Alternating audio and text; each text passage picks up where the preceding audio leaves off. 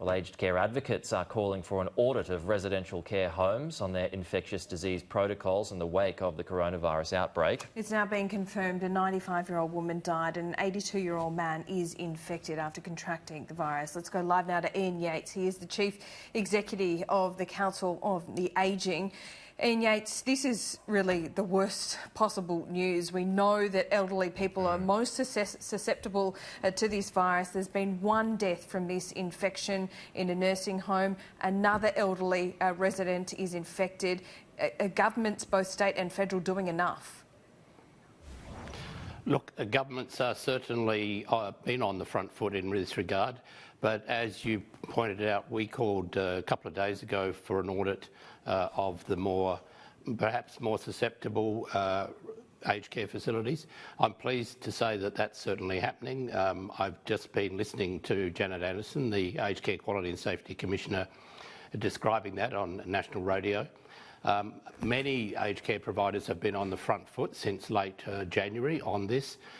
One of their challenges, of course, is making sure that they're equipped with things like masks and gloves and other protective equipment, both for residents who might be affected, but also for staff, because we obviously want staff to be there caring for residents, but they need to have access to protective gear. Well, and there's a report in today's Australian too that mentions that that staff have called in sick because they don't want to go to work where there has been an outbreak of coronavirus, Ian. Yeah, well, I think that's why we need to work very closely with staff, and I know that many providers are exactly doing that.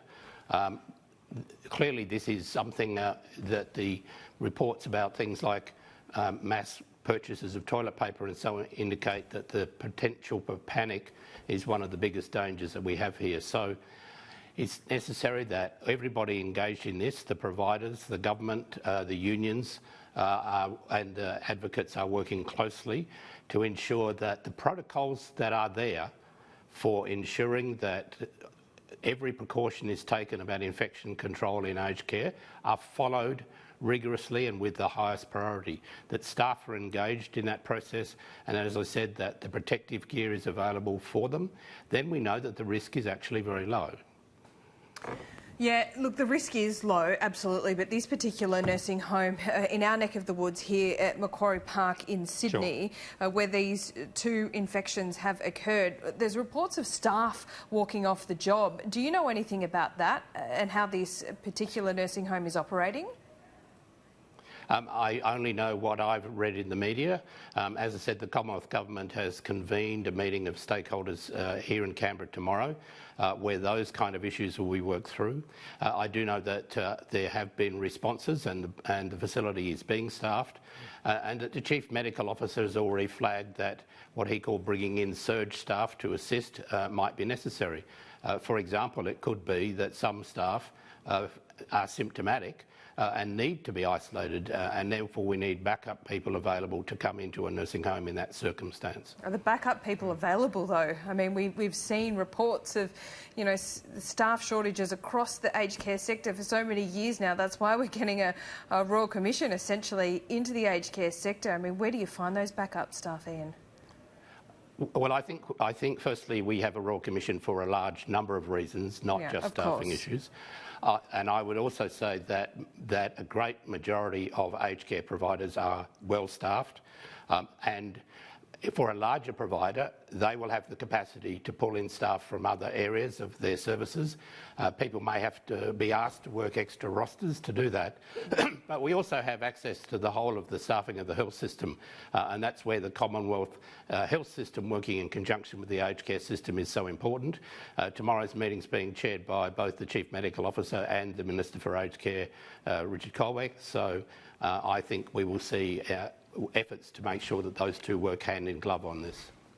Ian, just if we can switch topics just for a moment. Of course, a lot of talk about stimulus now. We had the Treasurer on the program a short time ago talking about how they're going to try and reignite the economy.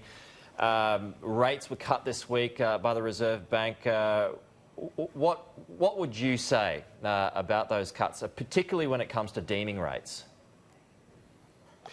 Well, obviously, retirees have been existing in a very low interest rate environment.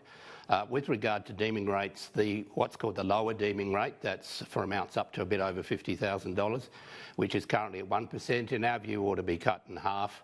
That's the rate where you're really keeping it in cash. People aren't putting that away in stocks and shares. And that ought to be cut in half because that's, people can't earn that kind of rate.